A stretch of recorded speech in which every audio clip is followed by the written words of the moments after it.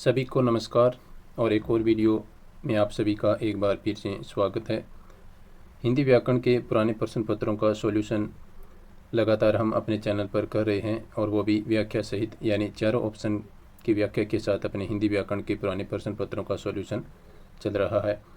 तो ये जो हिंदी व्याकरण के जो आपके पुराने प्रश्न पत्र हैं, ये आपके CET का एग्ज़ाम है उसके लिए भी महत्वपूर्ण है। और इसके साथ साथ आपका जो SI का री एग्ज़ाम होने वाला है 2021, जो SI की वैकेंसी है उसका फिर से पेपर होगा। और ख़ास करके जो रीट मेंस का एग्ज़ाम होने वाला है, तो हिंदी के विद्यार्थी ख़ास करके इन वीडियो को देखें तो उनको काफ़ी है वो फ़ायदा होने वाला है।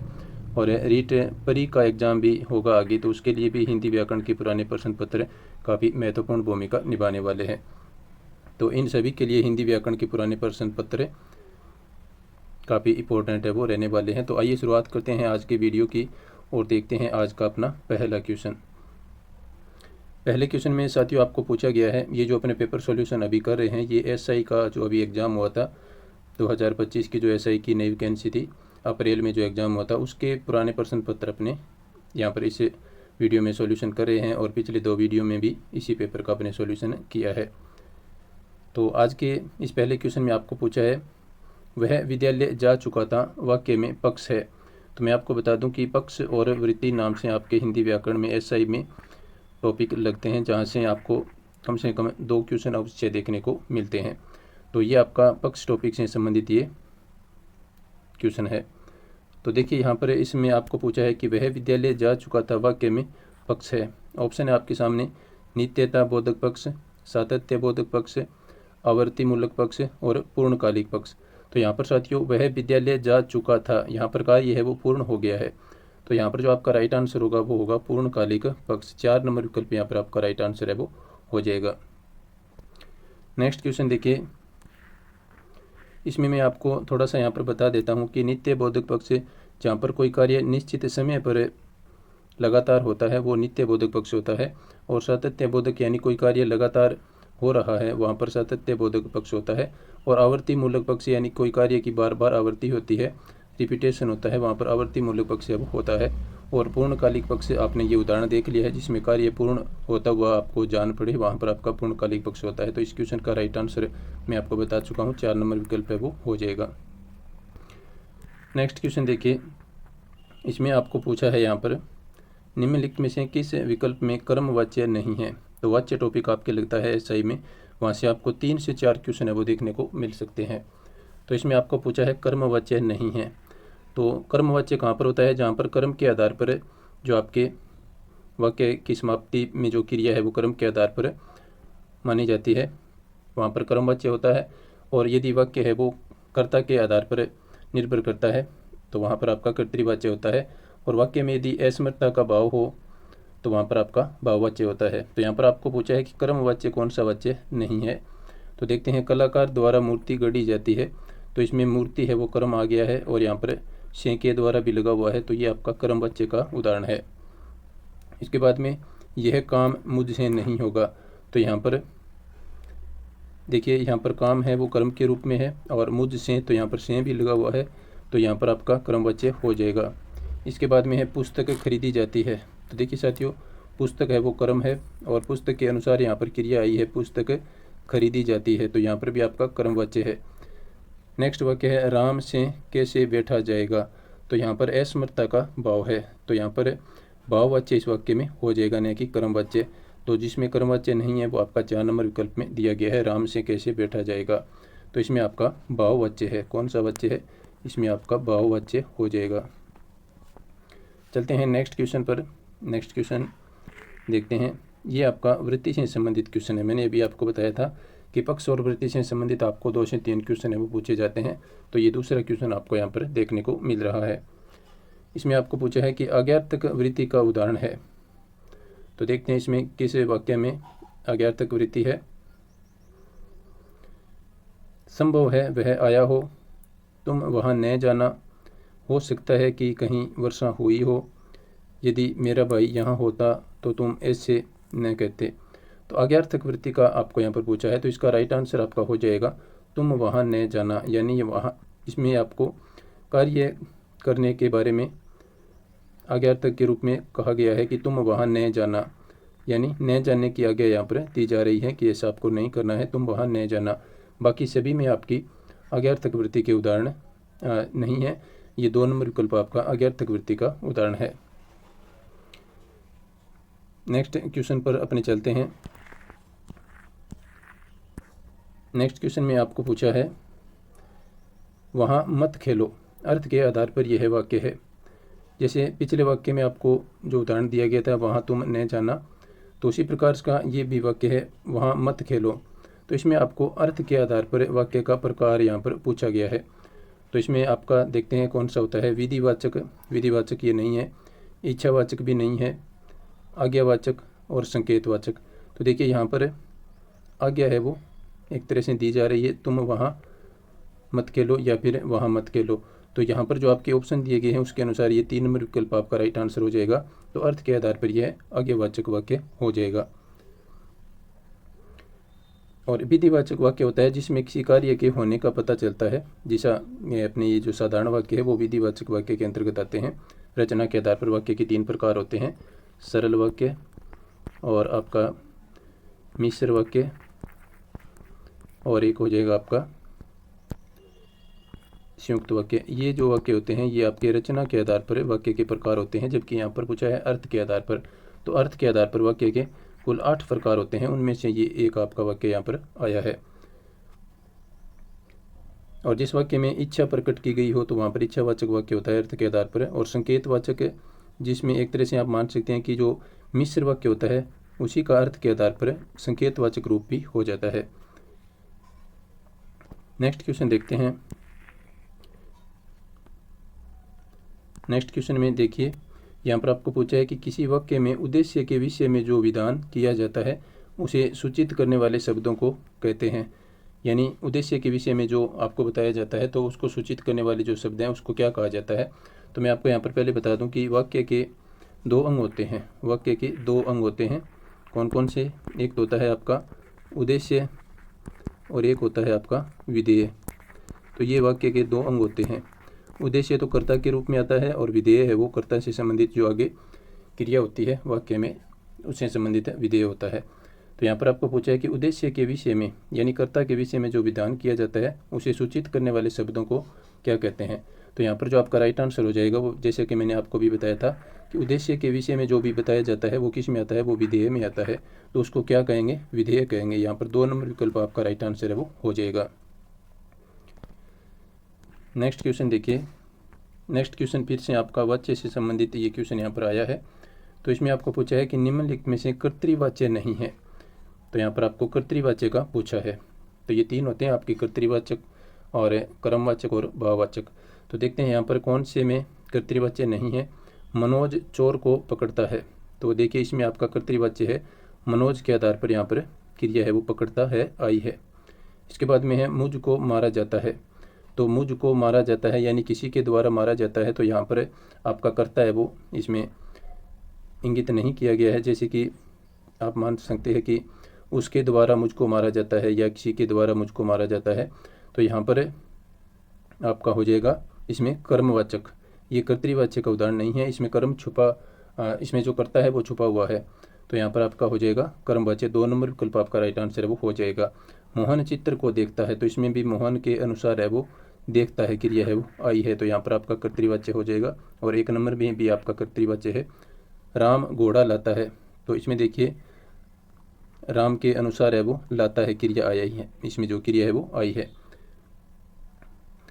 तो इसमें भी आपका हो जाएगा कर्तृवाच्य।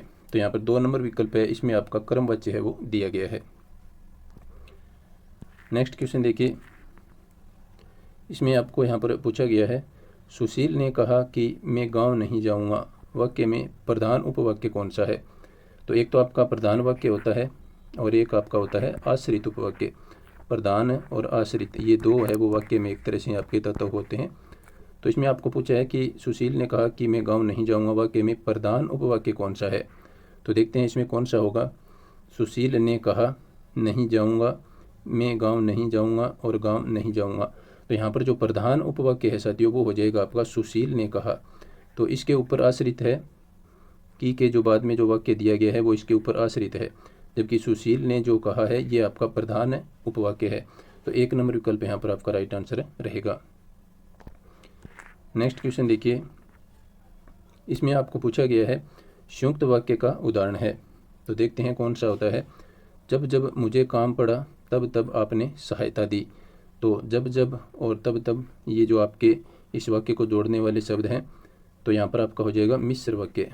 ये है आपका मिश्र वाक्य का उदाहरण है। इसके बाद में जहाँ अभी समुद्र है वहाँ किसी समय जंगल था। तो इसमें भी आपका मिश्र वाक्य का उदाहरण है। मिश्र वाक्य में आपको लगेगा कि दो जो वाक्य के टुकड़े होते हैं उनमें से एक टुकड़े में यदि आप पढ़ेंगे तो आपको लगेगा कि जैसे कुछ बात है वो अधूरी रह गई है, तो वो आपको अगले टुकड़े में मिलती है। तो ये दोनों ही प्रकार के वाक्य है वो इस प्रकार से आपको जान पड़ते हैं। तो यहाँ पर मिश्र वाक्य है। तीसरा है वे लोग भी वहीं से आए। अब कहाँ से? वहीं से आए जहाँ से आर्य लोग आए थे। तो ये भी आपका मिश्र वाक्य का उदाहरण है। 4 नंबर विकल्प में देखिए, पेड़ के जीवन का आधार केवल पानी ही नहीं वरन कई और पदार्थ भी है। तो ये जो है आपका संयुक्त वाक्य उदाहरण है। सरल वाक्य इसमें नहीं है, संयुक्त वाक्य इसमें हो जाएगा। 4 नंबर विकल्प आपका राइट आंसर रहेगा। नेक्स्ट क्वेश्चन देखिए, निम्नलिखित में से मिश्र वाक्य नहीं है। अब आपको देखना है कि मिश्र वाक्य कौन सा नहीं है। 3 मिश्र वाक्य है और 1 मिश्र वाक्य यहाँ पर नहीं दिया गया है, वो आपका राइट आंसर होगा। तो देखिए यहाँ पर क्या होता है, देखते हैं। मैं तुम्हें वहाँ भेजूँगा जहाँ श्याम गया है। तो वहाँ और जहाँ ये दोनों है वो दोनों वाक्यों को एक तरह से आपस में है वो आश्रित होते हुए बता रहे हैं। तो यहाँ पर हो जाएगा आपका मिश्र वाक्य। यहाँ ऐसे कई लोग हैं जो दूसरों की चिंता नहीं करते। तो यहाँ ऐसे कई लोग हैं, इस बात को यदि आप यहाँ पर रोकते हैं तो आपको ऐसे लगता है जैसे वाक्य अधूरा है, उसमें कुछ बात है वो और भी कही जानी है। तो इसी प्रकार का इसमें मालूम जान पड़ता है। तो इसमें आपका जो हो जाएगा मिश्र वाक्य का उदाहरण हो जाएगा। विद्या से ज्ञान बढ़ता है और लगा करके यहाँ लिखा है विचार शक्ति प्राप्त होती है। तो देखिए इस वाक्य यदि आप अलग रखें तो विद्या से ज्ञान बढ़ता है, तो वाक्य आपको पूर्ण प्रतीत हो रहा है। आगे लिखा है विचार शक्ति प्राप्त होती है, तो इससे भी आपको वाक्य वो पूर्ण होता हुआ प्रतीत होता है। और के द्वारा ये जोड़े गए हैं। तो और के द्वारा जो वाक्य जोड़े जाते हैं वहाँ पर कौन सा वाक्य होता है? तो आप ध्यान रखिए, वहाँ पर आपका होता है संयुक्त वाक्य। वहाँ पर कौन सा वाक्य हो जाएगा? वहाँ हो जाएगा आपका संयुक्त वाक्य। तो यहाँ पर 3 नंबर विकल्प आपका राइट आंसर हो जाएगा। चौथा विकल्प है जब अंधेरा हुआ तब हम लोग सो गए। तो देखिए यहाँ पर जब आ गया और इधर तब आ गया, तो ये भी आपका कौन सा वाक्य है? ये है आपका मिश्र वाक्य।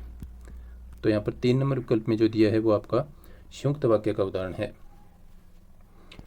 नेक्स्ट क्वेश्चन देखिए, इस विकल्प में अशुद्ध वाक्य नहीं है, यानी कौन सा वाक्य शुद्ध है वो आपको यहाँ पर देखना है। तो अशुद्ध नहीं है यानी शुद्ध है। तो देखते हैं, पहला विकल्प है यहाँ पर आपका आपने रचनाओं में यही बात कई बार कहा है। तो देखिए साथियों, यहाँ पर यही बात है और आगे यहाँ पर लिखा है कहा है। तो ये आपका स्त्रीलिंग शब्द है बात। तो यहाँ पर क्या आएगा? आपने रचनाओं में यही बात कई बार कही है आएगा। तो ये आपका अशुद्ध वाक्य हो गया। यहाँ पर कहा क्या है, इसकी जगह आएगा कही। इसके बाद में है आपका उन्होंने आंखें फेरना ही सीख रखी है। तो यहाँ पर साथियों आपका रखी है नहीं आएगा, यहाँ पर आएगा उन्होंने आंखें फेरना ही सीख रखा है। ये आपका आएगा, तब आपका वाक्य ये क्या हो जाएगा? शुद्ध हो जाएगा। तो ये आपका अशुद्ध वाक्य है। यह शरीर नष्ट हो जाएगा। तो ये आपका शुद्ध वाक्य है। तो 3 नंबर विकल्प इसका राइट आंसर हो जाएगा। हिंदी की शिक्षा अनिवार्य कर दिया। तो ये भी आपका अशुद्ध है। हिंदी की शिक्षा अनिवार्य कर दी आएगा, यहाँ पर दिया की जगह। तो दिया की जगह क्या आएगा? दी आएगा। हिंदी की शिक्षा अनिवार्य कर दी, तब आपका ये शुद्ध हो जाएगा। तो यहाँ पर जो आपका शुद्ध वाक्य है वो 3 नंबर विकल्प में दिया है, यह शरीर नष्ट हो जाएगा। ये आपका शुद्ध वाक्य है। नेक्स्ट क्वेश्चन देखिए, इसमें भी आपको पूछा है किस विकल्प में अशुद्ध वाक्य है, यानी 3 शुद्ध है और 1 अशुद्ध है, वो आपको यहाँ पर अलग करना है। तो देखते हैं, पहला है यह रोग चिंताजनक है। ये आपका शुद्ध वाक्य है। यह एक गंभीर समस्या है। ये भी आपका शुद्ध वाक्य है। इसका कुछ भी अर्थ नहीं है। ये भी आपका क्या है? शुद्ध वाक्य है। किसी आगामी घटना की कल्पना मेरे मन में न थी। तो ये आपका अशुद्ध वाक्य है। और अशुद्ध क्यों है कि यहाँ पर आगामी की जगह अपने भावी शब्द का प्रयोग है वो प्रयोग इसमें किया जाएगा। यहाँ पर आगामी की जगह भावी शब्द आएगा। किसी भावी घटना की कल्पना मेरे मन में न थी। तो 4 नंबर विकल्प में जो आपका वाक्य दिया है वो अशुद्ध वाक्य है। नेक्स्ट क्वेश्चन देखिए, 53 नंबर क्वेश्चन इस पेपर का था। शुद्ध वाक्य है, यानी 3 अशुद्ध है और एक जो आपको शुद्ध है वो उसको अलग करना है। तो देखते हैं इसमें, विद्यार्थियों की मेले में कई टोलियाँ थी, वह पुत्रवत अपनी प्रजा का पालन करता था। आपने किसी छात्रों की सभा में कहा, जहाँ तक हो सके आप इस बात का प्रयत्न करें। तो साथियों, यहाँ पर जो आपका शुद्ध वाक्य जो माना गया है आरपीएससी के द्वारा इस पेपर में जो माना गया है वो है आपका यहाँ पर 4 नंबर विकल्प, इसको इसमें शुद्ध वाक्य है वो माना गया है। हालांकि यहाँ पर मुझे नहीं लगता कि इसमें 2 नंबर विकल्प में भी कोई अशुद्धि है, लेकिन जो आरपीएससी ने अपनी आंसर की में माना है 4 नंबर विकल्प को इसमें राइट आंसर माना है। चलते हैं नेक्स्ट क्वेश्चन पर, और नेक्स्ट क्वेश्चन आपके सामने है, ये भी आपका वाक्य शुद्धि से संबंधित है क्वेश्चन है। तो इसमें आपको पूछा है किस विकल्प में अशुद्ध वाक्य नहीं है वो आपको यहाँ पर बताना है, यानी शुद्ध वाक्य कौन सा है। मैं वहाँ कई बार जा आया हूँ, वह आगे बढ़ सकने का प्रयत्न करता है, यह रुपया नहीं पा पाया, मैं उसे सब कुछ समझा दूंगा। तो यहाँ पर जो अशुद्ध वाक्य यानी शुद्ध वाक्य है तो वो हो जाएगा आपका यहाँ पर 4 नंबर विकल्प, मैं उसे सब कुछ समझा दूंगा। ये वाक्य आपका यहाँ पर शुद्ध दिया गया है। अब ऊपर वाले में देखते हैं कौन सा वाक्य अशुद्ध है और उसमें क्या अशुद्धि है। तो जो पहला वाक्य है, मैं वहाँ कई बार जा आया हूँ, तो ये आपका अशुद्ध है। इसका शुद्ध हो जाएगा आपका, मैं वहाँ कई बार हो आया हूँ। जा की जगह क्या आएगा, यहाँ पर आएगा हो। मैं वहाँ कई बार हो आया हूँ, तो ये आपका फिर शुद्ध हो जाएगा। जा की जगह आपको हो शब्द का प्रयोग करना है। वह आगे बढ़ सकने का प्रयत्न करता है, तो इसमें आपका शुद्ध वाक्य हो जाएगा, वह आगे बढ़ने का प्रयत्न करता है। यहाँ पर सकने शब्द का प्रयोग है वो नहीं आएगा, वह आगे बढ़ने का प्रयत्न करता है, तब जाकर के ये वाक्य आपका शुद्ध हो जाएगा। यह रुपया नहीं पा पाया, तो इसका शुद्ध वाक्य हो जाएगा, यह रुपया नहीं ले पाया। पा पाया की जगह क्या आ जाएगा, यहाँ पर आपका आ जाएगा यह रुपया नहीं ले पाया आएगा, इसमें ले पाया, तब जाकर के ये वाक्य आपका यहाँ पर क्या हो जाएगा, शुद्ध हो जाएगा। नेक्स्ट क्वेश्चन देखिए, किस विकल्प में अशुद्ध वाक्य है। तो देखते हैं इसमें कौन से में अशुद्ध वाक्य है। देश के प्रति प्रेम न होने से वह टुकड़ों में बंट जाएगा, तो ये आपका शुद्ध वाक्य है। गाड़ी के नीचे दबने से लड़के की मृत्यु हो गई, तो ये भी आपका शुद्ध वाक्य है। आंसू गैस छोड़कर उपद्रवी पकड़े गए और सब चिंता दूर होने से मन शांत हो गया, तो ये भी आपका शुद्ध वाक्य है। तो यहाँ पर जो 3 नंबर वाक्य है वो आपका अशुद्ध वाक्य है। तो इसका शुद्ध वाक्य क्या बनेगा, इसका शुद्ध वाक्य बनेगा, आंसू गैस छोड़कर उपद्रवियों को पकड़ लिया गया। आंसू गैस छोड़ करके उपद्रवियों को पकड़ लिया गया, तब जाकर के ये वाक्य आपका शुद्ध हो जाएगा। नेक्स्ट क्वेश्चन देखिए, नेक्स्ट क्वेश्चन में आपको यहाँ पर पूछा है किस विकल्प में शुद्ध वाक्य है, यानी 3 अशुद्ध है और जो शुद्ध है वो आपको अलग करना है। उन्हें समझ में आ जाएगा, और मेरा और मेरे मित्रों का इस मेले में जाना हुआ, यह लोग क्या कहते हैं, तुम्हारे से कोई काम नहीं हो सकता। तो यहाँ पर जो आपका शुद्ध वाक्य है साथियों वो है 2 नंबर विकल्प, मेरा और मेरे मित्रों का इस मेले में जाना हुआ, ये आपका शुद्ध वाक्य यहाँ पर दिया गया है। तो 2 नंबर विकल्प इसमें राइट आंसर होगा। तो पहला वाक्य है, इसमें क्या अशुद्धि है, तो देखते हैं यहाँ पर आएगा उन्हें समझ में आ जाएगा, जगह इसमें आ जाएगा आपका उन्हें की जगह क्या आएगा, उनकी समझ में आ जाएगा। यहाँ पर उनकी शब्द का प्रयोग किया जाएगा, उन्हें की जगह उनकी समझ में आ जाएगा। उसके बाद आपका वाक्य क्या है, शुद्ध हो जाएगा। तीसरा है, यह लोग क्या कहते हैं, तो इसमें जो आपका शुद्ध वाक्य होगा, देखिए यहाँ पर यह शब्द है जो कि एकवचन है, और यहाँ पर क्या लिखा है, कहते हैं लिखा है जो कि बहुवचन के रूप में आता है। तो यहाँ पर आपका शुद्ध वाक्य बनेगा, यह की जगह ये शब्द का प्रयोग हो जाएगा, ये लोग क्या कहते हैं, ये लोग क्या कहते हैं, तब जाकर के ये वाक्य आपका शुद्ध हो जाता है। इसके बाद में है, तुम्हारे से कोई काम नहीं हो सकता, तो इसका शुद्ध रूप क्या होगा, तो इसमें तुम्हारे की जगह क्या आएगा, तुम से कोई काम नहीं हो सकता। इसमें तुम से आएगा, तुम्हारे से की जगह इन दोनों को आप काट करके लिखेंगे तुम से, तब जाकर के ये वाक्य शुद्ध हो जाएगा, तुम से कोई काम नहीं हो सकता। नेक्स्ट क्वेश्चन देखिए, नेक्स्ट क्वेश्चन में आपको यहाँ पर पूछा है, यदि वाक्य में प्रयुक्त किसी व्यक्ति या वस्तु की विशिष्टता किसी संबंधवाचक सर्वनाम के माध्यम से बतानी हो, तो वहाँ किस विराम चिन्ह का प्रयोग किया जा सकता है। तो ऑप्शन है आपके सामने, अर्ध विराम चिन्ह, अल्प विराम चिन्ह, योजक चिन्ह और विस्मयादिबोधक चिन्ह। तो साथियों यहाँ पर जो आपका राइट आंसर होगा, अल्प विराम चिन्ह। संबंधवाचक सर्वनाम के माध्यम से ये संबंध बताने की बात कर रहा है, न कि यहाँ पर जो आपके बीच में योजक चिन्ह लगा करके अपने दो शब्दों का जो संबंध बताते हैं वो यहाँ पर बात है वो नहीं की जा रही है। संबंधवाचक सर्वनाम के माध्यम से आपको किसी व्यक्ति या वस्तु की विशिष्टता संबंधवाचक सर्वनाम के माध्यम से बतानी हो तो वहाँ पर अल्प विराम चिन्ह का प्रयोग है वो किया जाता है। तो 2 नंबर विकल्प इसमें आपका राइट आंसर है वो हो जाएगा। नेक्स्ट क्वेश्चन देखिए, इसमें आपको पूछा है 21 मील चौड़ी दुनिया की सबसे बड़ी नहर यही है। इस वाक्य में चौड़ी शब्द के बाद कौन सा विराम चिन्ह वो प्रयुक्त होगा। तो देखिए 21 मील चौड़ी दुनिया, तो देखिए साथियों 21 मील चौड़ी दुनिया की सबसे बड़ी नहर यही है। तो इसमें आपको उपयुक्त विराम चिन्ह का प्रयोग करना है जिससे कि इस वाक्य का सही अर्थ आपको मालूम पड़े।